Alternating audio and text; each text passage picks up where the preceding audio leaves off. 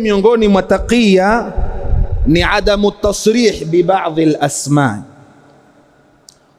yani wana tabia ya kutokudhihirisha majina ya masahaba, kwa sababu wakidhihirisha watu watajua yale yanayozungumzwa juu ya mamimbar kwa sisi tutokana na masahaba, itakuwa ni ukweli.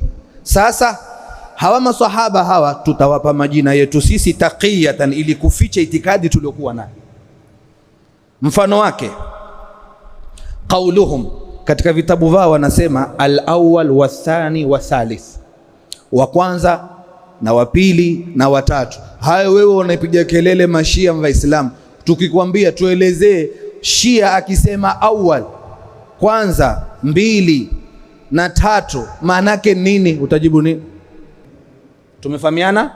Tayib. Al-awwal wa thani wa thalith, maana yake nini?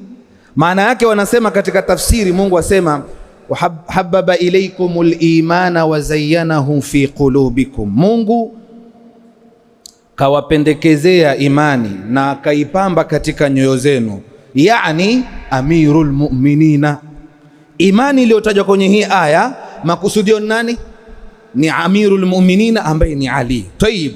Wakaraha ilaykumul kufra wal fusuqa wal isyan, Mungu akawa anachukia kwenye nini? Ukafiri, ufasiq na kumuasi.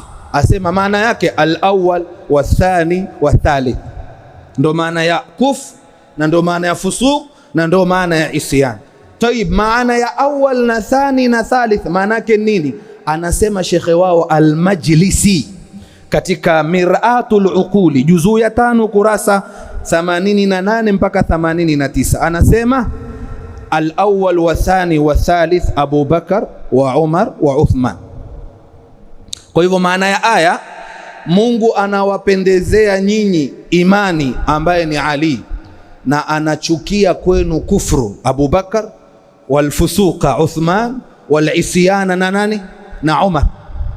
Hebu sasa wewe niambie, mtafsiri gani ya kutegemewa iliyosema maana wakaraha ilaykumul kufra wal fusuqa wal isyana, maana yake ni Abu Bakar na Umar na Uthman? Tafsiri ipi?